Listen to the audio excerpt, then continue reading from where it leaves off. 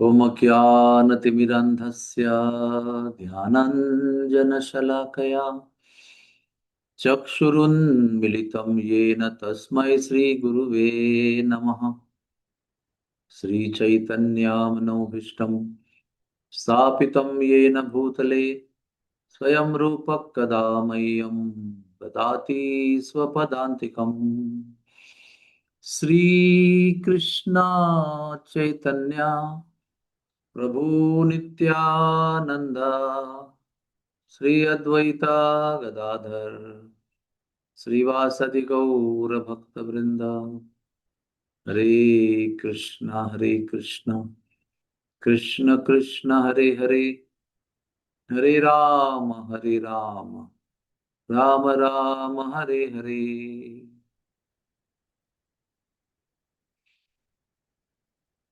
बहुत लोग कहते हैं कि भगवान के नाम के जप में गिनती क्यों करनी चाहिए, माला पे क्यों करना चाहिए, मन में कर सकते हो, जब मर्जी हो कर सकते हो, जबरदस्ती करने की जरूरत क्या है। क्योंकि जबरदस्ती करेंगे तो जब ध्यान नहीं लगेगा, और मन से करेंगे तो अच्छा जप होगा। तो ये सब गिनती विनती नहीं होनी चाहिए। लेकिन हमारे जो आचार्य हैं षड गोस्वामी, उन्होंने अपने कृष्णदास कविराज गोस्वामी ने उनके भजन में गौरव में लिखा है कि परमहंस स्थिति में होने पर भी रोज संख्या पूर्वक गान नान नटि भी वो जप करते थे, संख्या पूर्वक। रघुनाथ दास गोस्वामी 2 लाख नाम जप करते थे। हरिदास ठाकुर 3 लाख नाम जप करते थे। और बाकी सारे भक्त भी नियम से गिनकर जप करते थे। यहाँ तक कि चैतन्य महाप्रभु भी उंगलियों में गिनकर भगवान नाम का जप करते थे।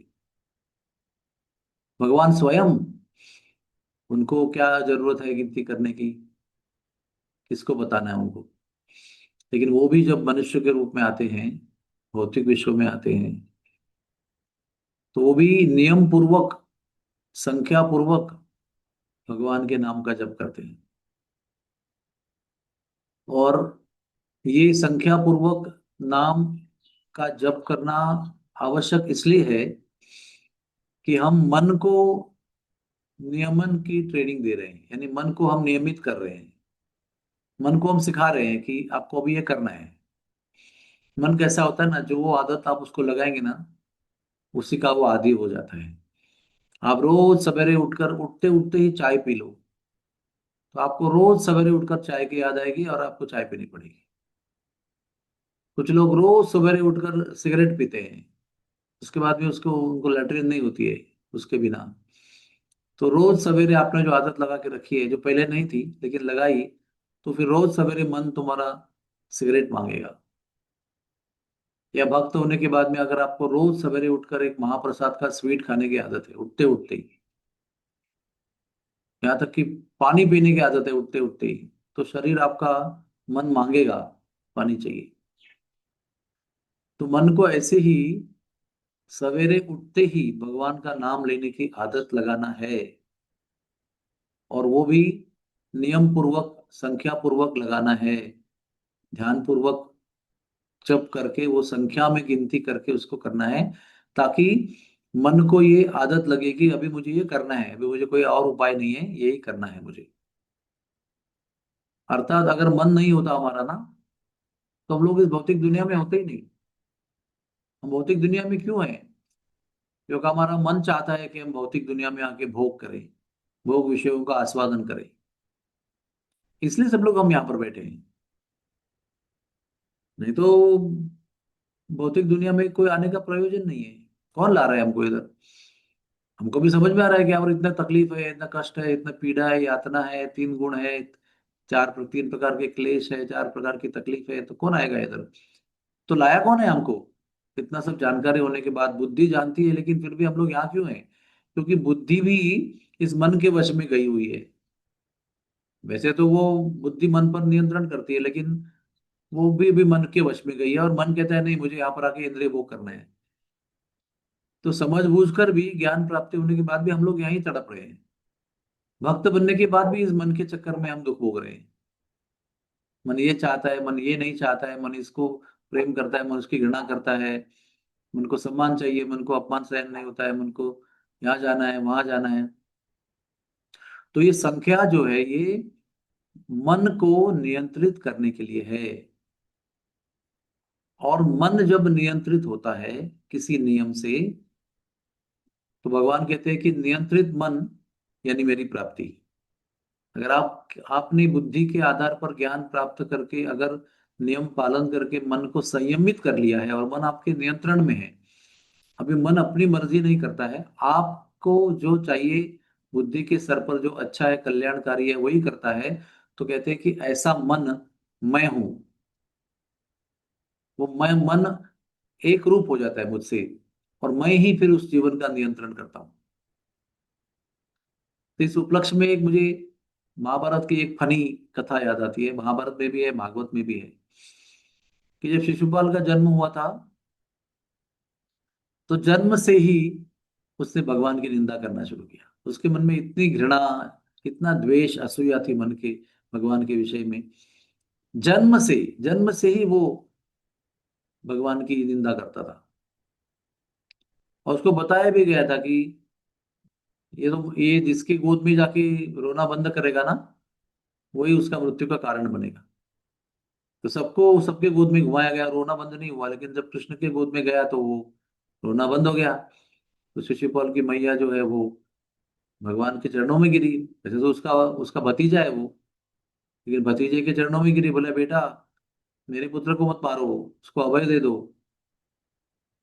तो भगवान ने कहा कि देखो, ये मेरा 100 अपराध करेगा ना बिना रुके, समझो, 25 करेगा, एक 10 मिनट आराम करेगा, फिर 25 करेगा, तो हर बार नई गिनती शुरू होगी। लेकिन बिना रुकावट के अगर वो 100 अपराध करता है किसी एक समय पे, तो मैं उसको मार दूंगा। तो फिर राजसूय सभा में, अब तो जिंदगी भर उसने अपराध किए लेकिन कभी 100 के ऊपर नहीं किए, क्योंकि उसको भी ध्यान था कि मैं अगर 100 करूंगा बिना रुकावट के तो मेरा मृत्यु हो जाएगी। तो वो बहुत सावधानी से अपराध रोज करता था, लेकिन गिन के करता था, और 100 से कम करता था। लेकिन राजसूय यज्ञ में जब भगवान के सामने वो आया और देखा, अरे ये तो अपेक्षा नहीं थी मुझे कि इतने बड़े वैश्विक, वर्ल्ड वाइड, हाँ, यूनिवर्सल राजसूय यज्ञ में, वो भी ऋषि महाराज के, वो भी पुरुवंश के राजसूय यज्ञ में, ये मेरे द्वेषी, मतलब जिसका मैं द्वेष करता हूं, उस कृष्ण को अग्र पूजा का स्थान दिया गया है। ये मुझे कतई तौर पर सहन नहीं हो सकता है। बाकी सब कुछ मैं समझ सकता हूँ, लेकिन राजसूय यज्ञ में पुरुवंश के ये ग्वाले को, ये अनपढ़ को, ये डरपोक व्यक्ति को, ये अयोग्य व्यक्ति को किसी ने, धर्मराज ने क्यों बनाया? तो वो ना अपना काउंट भूल गया, और उसके हृदय से असूया के द्वारा प्रभावित ऐसी निंदा, ऐसी निंदा, ऐसी निंदा प्रकट हुई कि वो काउंट ही भूल गया, और 100 के बाद भी करता रहा अपराध भगवान का। उसका सर कट गया। भगवान ने, जब भी वो गिनती कर रहे थे, तो पांडव बोल रहे थे भीमसेन, अभी काट दो क्या उसको, उसको मारना चाहिए हमारे सभा में। अर्जुन धनुष ताने खड़ा हुआ है, भीम गदा ताने खड़ा हुआ है। लेकिन भगवान कह रहे हैं डोंट वरी, मैं गिन रहा हूं, आप चिंता मत करो। तो 100 के बाद में उसका सुदर्शन चक्र से सर काटा गया। तो गुरुदेव इस पर तात्पर्य क्या देते हैं कि जैसे उसके लिए मैक्सिमम 100 अपराध का एक बंधन था, और अगर वो अपना अधिकतम मर्यादा को पार करता है, तो उसका जीवन समाप्त हो जाएगा। हमें भी हमारे गुरुजी ने, हमारे आचार्यों ने 16 माला हरे कृष्ण महामंत्र की जप करने का नियम दिया है, और वो मैक्सिमम ने कहा है मिनिमम 16 राउंड। तो गुरुजी बताते हैं कि अगर हम वो मिनिमम 16 राउंड नहीं करते हैं, कम करते हैं, तो हमारी आध्यात्मिक मृत्यु निश्चित है। यहां पर भी नंबर आ गया ना, इंपॉर्टेंट। अगर हम ध्यान पूर्वक करते नहीं करते वो एक अलग बात है, अलग विषय है, अलग चर्चा का विषय है, मंथन करना चाहिए। लेकिन माला में बैठकर 16 माला, 108 मणियों की फेरना, ये हमारी क्या कहते हैं ना, लाइफ लाइन है, जीवन रेखा है।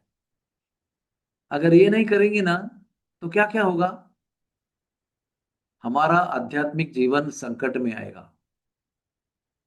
16 माला करने से हम प्रभुपाद के छत्र छाया में रहते हैं, क्योंकि वो उन्होंने बनाया हुआ नियम है। इसलिए जो लोग 16 माला करते हैं वो प्रभुपाद की कृपा छत्र में रहेंगे, हमेशा उनकी निगरानी में रहेंगे। वो अपने आप को जिम्मेदार समझेंगे कि ये मेरा भक्त है, मेरे नियम का पालन कर रहा है, तो इसकी आध्यात्मिक देखभाल सुरक्षा करना मेरा कर्तव्य है।